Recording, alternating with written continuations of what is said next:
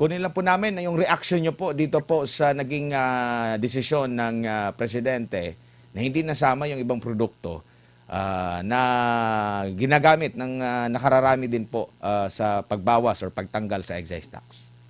Alam nyo, Sir Admar, nakakalungkot na yung panawagan natin na maibsan yung paghihirap ng tsuper, ng mga operators, ng mga mananakay sa pamamagitan po ng pag-suspend sana ng excise tax dito sa mga produktong petrolyo katulad po ng krudo o at saka ng gasolina. Malaking bagay po sana ito pero ang pinili lang ay yung gasol o LPG at saka itong kerosene na alam naman natin na mas ang pinapanawagan po natin ay itong crudo o diesel po ang matanggalan ng excise tax sa ngayon.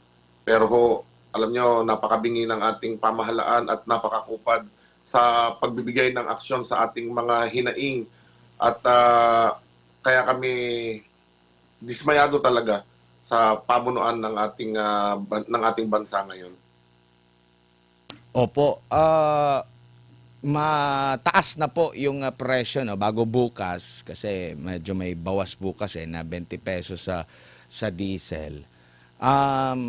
May natitira pa ba doon sa 5,000 pesos na naibigay ng gobyerno po kasi una po dito sa Metro Manila? Sir Admar, nakakatawa kasi pinagmamalaki parate itong ayuda, itong mga band-aid solution na to.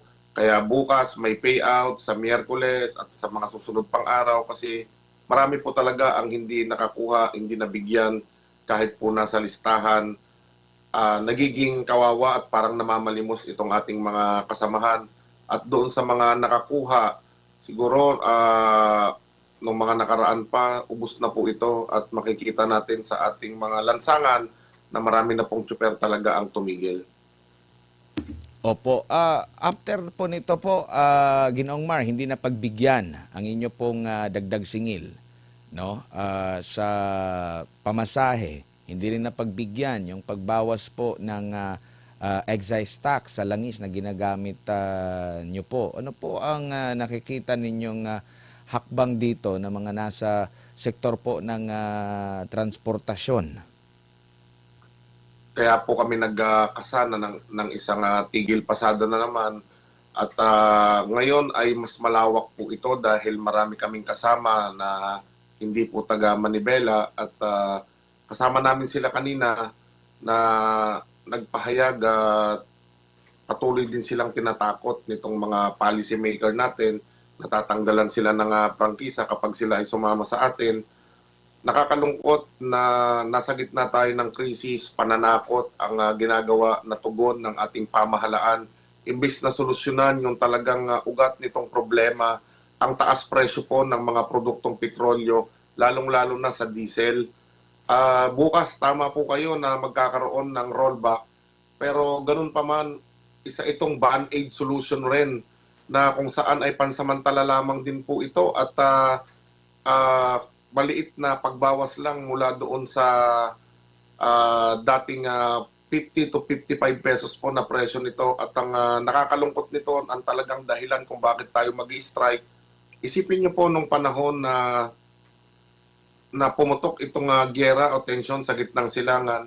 After 2 days, nagtaas na sila at dire-diretso na ayon nga sa pagdinig sa Senado, kasama natin si Senator Rodante Marcoleta, na inamin ng Department of Energy na yung binebenta sa atin na mga na langis ay stock pa ng mga oil companies at nung panahon na yon ay binawi na nila o kinuha na, siningil na sa atin. Tayo ang namuhunan, taong bayan ang namuhunan dito sa inaangkat nila ngayon o inangkat na nila nitong mga nakalipas na linggo. Ibig sabihin, pera ng taong bayan ang ginastos dito para makabili ng produktong petrolyo doon sa replenishment nila. At ang masaklap pa rito, tubong lugaw na sila mula sa puhunan ng taong bayan, binubuwisan pa tayo. Tinanong mo yung rollback? Opo, Ang sir. rollback po. Opo, Opo. yung rollback po sa langis ngayong linggo. Anong tingin mo dyan, sir? Enough po ba? At syempre, meron po tayong mga balita sa ibang bansa. Nakakainggit naman na yung kanilang gaas doon ay sustentado ng kanilang pamahalaan. Opo, at yung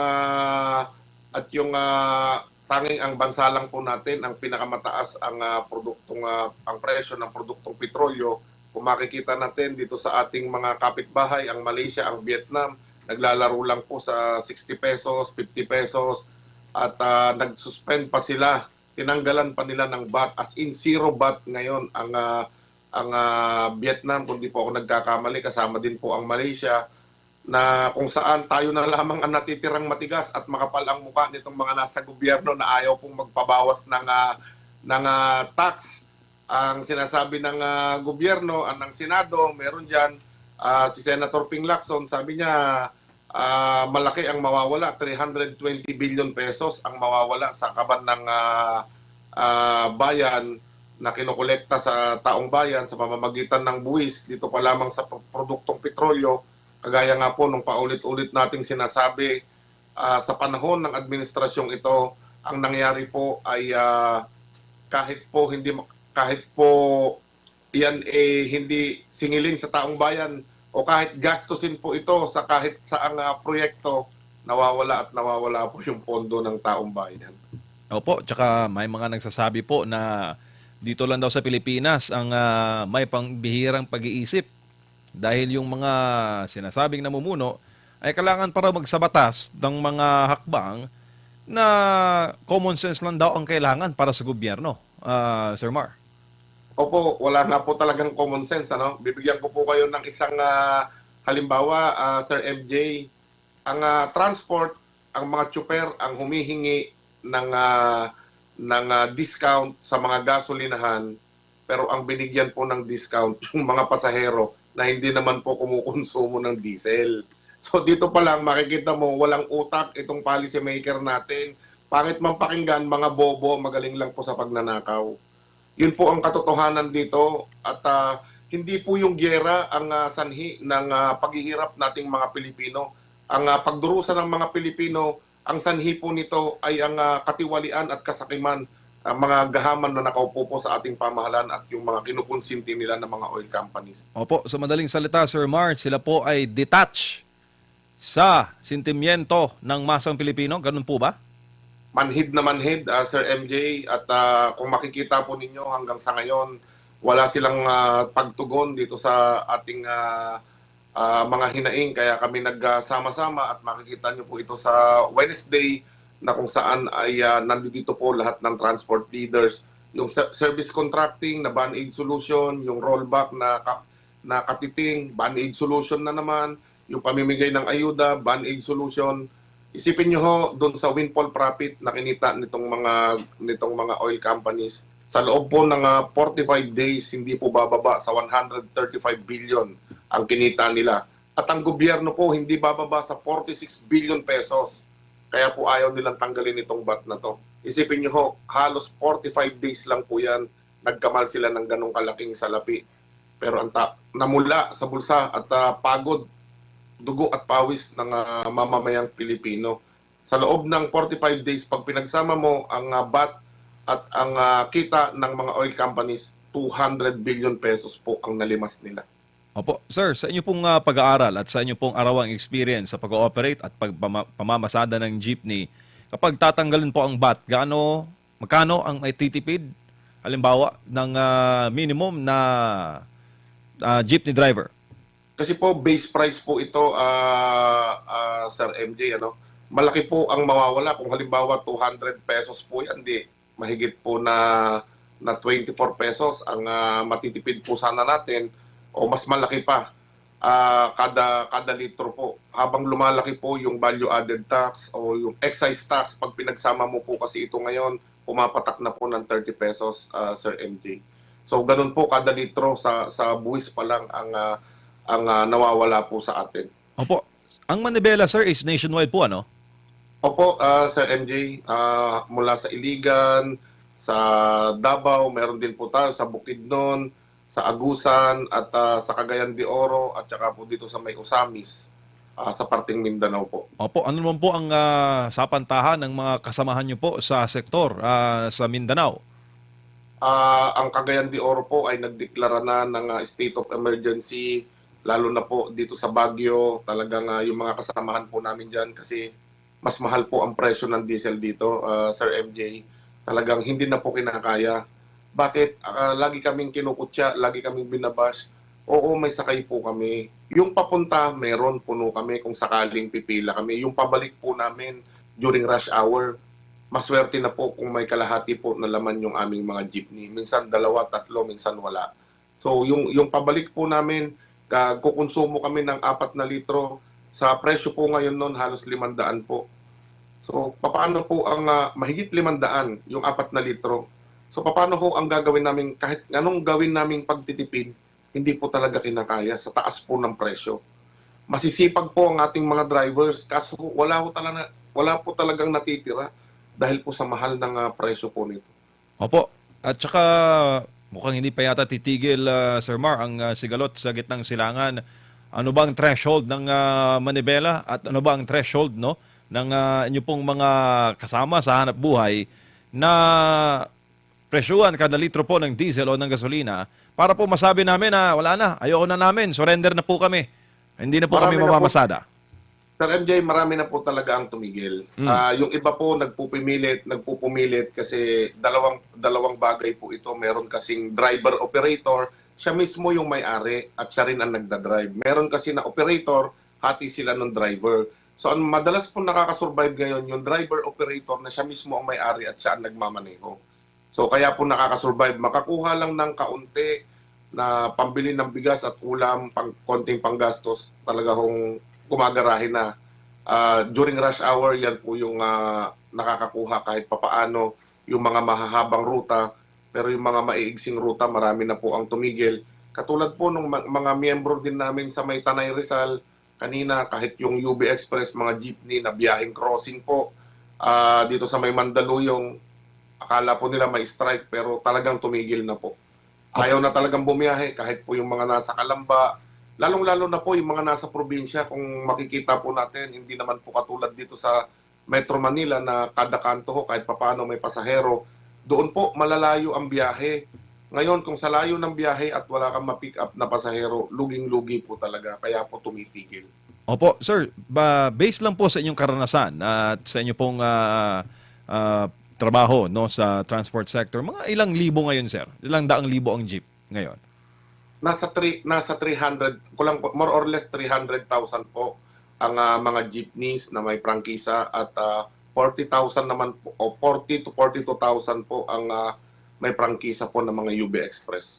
Imagine mo kung hindi bibiyahe yan, anong mangyayari sa mga empleyado o manggagawa na sa jeep po umaasa?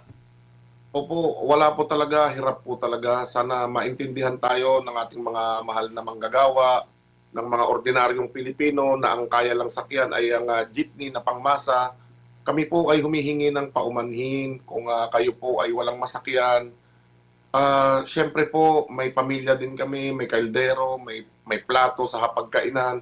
Kung yung konting naiipon po, ipang-aabono po namin sa diesel at walang tulong na makukuha po sa ating pamahalaan, kung meron man ay mga band-aid solution na panandalian lamang.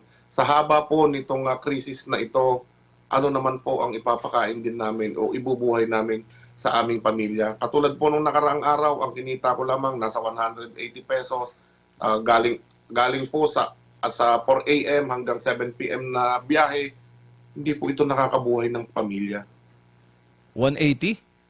180 pesos po at ang binuhay lang po namin dito, Sir MJ, ay ang mga gasolinahan. Kasi talagang sumusubok kami, lalo po pag, kasi galing tayo ng weekend, yung kita po namin ng Sabado, ganoon lamang po kalaki. At ang masaklap nito, yung 1,500 sana na paghahatian namin ng operator, ay napunta lamang po sa gasolinahan. Yung So, 180? kasi iisipin nyo po, Opo. Sir MJ, sa panahon ngayon, ang 3 litro halos 500 na. Kasi 150 to to 160 pesos po ang kada litro. Halos isang round trip lang po namin yung 500. Kaya ho, talagang survival po itong nangyayari sa atin. Hindi lamang po nagugutom, hindi lamang po nagugutom ang ating mga kababayan, hindi lamang po nagugutom ang mga nasa transport sector, kundi po suffering ang nagsasuffer po talaga ng husto ang sektor po ng transportasyon. Talaga pong gutom, hirap at pagdurusa po ang inaabot. Tsaka sir, pag sinabi mong 180 pesos, ngayon, sa 1 week na promo sa load, pang-load mo lang yun eh. Di ba? Opo, ganun po kahirap. At yung maghapon po, wala pong matitira na pang-maintenance dito. Kung ako po yung may-ari, iba rin po ang kahit papaano po kulang 500 kung ako po yung may-ari mismo nung jeep. Pero kung nakikilabasan ka lang po, siyempre paghahatian po yun. Minsan mas malaki po ng konti sa operator kasi nga po ay yung maintenance po ng sasakyan, hindi naman po pwedeng isang tabi po natin yun. Sir, wala po ba talagang feelers ang LTFRB? I mean, wala po ba silang pagpaparamdam na ang inyo pong hanay ay matulungan? Yung tulong po na ibinibigay, Sir MJ, ay mga band-aid solution katulad nitong pantawid pasada. Kagaya nga ng sinasabi natin, kumukonsumo po kami ng 25 to 30 liters a day na paikot-ikot po na biyahe na baka sakaling makachamba kami ng pasahero. Ganun po kalaki ang konsumo namin at kung doon sa 5,000 po na ibibigay nila, kulang na kulang po ito. Excuse me. At Sir MJ, talagang yung araw pa lang napipila kami doon sa pagkuha ng ayuda, isang araw po na wala pong biyahe din kami. So, yung pong makukuha namin, bawas na rin po kaagad dahil hindi rin po kami kumita ngayong araw na to. Ganun po kahirap yung dinadanas natin.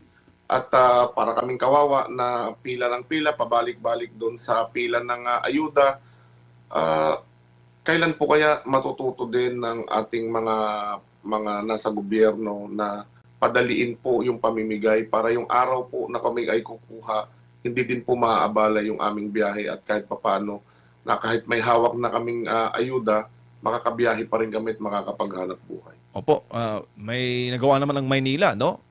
Sir Mar, at ang city government na nagbabayad po ng gasolina o krudo, kapalit ang pag-pick up po ng mga pasahero. Ba't hindi magawa po ng national government yung ganun pong framework? Nagtataka nga po tayo, Sir MJ, na sana wag nang mahiya yung national government kung naunahan sila ni Yorme, napakahusay po nung programa na kung saan ay araw-araw po ang bayad eh. So napakalaking bagay po nito. Kung ikukumpara dun sa service contracting ng national government o ng DOTR, ito po ay naging successful po yung pagpapatupad ng programa ng service contracting ng Manila na kung saan, yun nga lang po, dahil kapos din sa pondo ay 5 araw lang po ang itinagal nito at sana may mga susunod pa kung makakaipon po ang syudad ng Manila at sana ho buong NCR sana magawa po ito, hindi lamang po ni Yorme. Sana tina-challenge natin yung mga Metro Manila mayors na mag-step up din dito sa problema na to. Wag na ho kayong mahiya na gayahin kasi makakatulong po ito. At sa ating national government, particular po sa DOTR, ang dami nyo pong iniisip na may mga GPS pa, imbis na eto, kada araw, napaka-epektibo po nung ginawa ni Yorme, pero bakit ayaw gayahin? Ano ang meron at ano ang wala? At ano ang kulang dito? Bakit ipinagpipilitan itong net service contracting na to? Opo. Ano ang susunod na hakbang ng Manibela ng jeepney sector sa pagtatapos po, sir, ng inyong pong 3-day strike? Kanina ho, naririnig natin na ang sabi ng Malacanang, hindi daw napapanahon itong strike na to. Hindi din po napapanahon yung pagiging pabaya ng ating mga kinauukulan. Para ho sana hindi na matuloy itong transport strike na to. Pakinggan po ninyo ang hinaing ng transport sector. Meron pa po pala ako na isang babanggitin na yung 10 pesos po na subsidized kada per liter. imbis po na dalhin yung 800 million na yon doon sa service contracting, itulong na lang po doon sa lahat ng tsuper. Kasi po, doon po sa service contracting ng national government, ng DOTR, kung di po ako nagkakamali, ay 50,000 lang daw po out of 300,000 ang pwedeng makasali. At 3,000 a day ang ibabayad. So, 50,000 times 3,000, 150 million na po ito, Sir MJ, Sir Admar, ano? 800 million po ang pondo. E di, isang linggo lamang po itong programa. Simot na po yung 800 million. Pero kung idadagdag po ito na subsidiya, kada magpapakarga kami sa mga gasolinahan, ay malaking bagay po ito at lahat po makikinabang, hindi lang po yung makakasali dahil lahat po ng tsuper ay may pagkakataon na masubsidize po yung ikinakarga po na krudo. Opo. Sir Mar, huli na lang po. Kung papipiliin po kayo, bawas sa excise tax or dagdagan yung 5,000 na ayuda or payagan kayo na mag-increase sa singil po sa pamasahe? Parang maganda pong palitan na lang yung gobyerno. Easy lang, easy lang. Easy. Wala sa choices eh. Relax. Alam niyo Wag. po, ito ho ay sentimiento ng talagang nagdudusa, Sir MJ, Sir Admar, ano. Sabi ko nga, mag-resign na si Sharon Garin kasi nananatili siyang spokesperson ng Department of Energy. Doon na lang siya magtrabaho kay Ramon Ando sa Petron.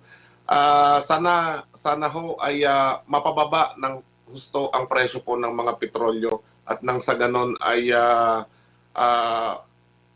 makabalik kami ng maayos-ayos at may kitain naman kahit papaano.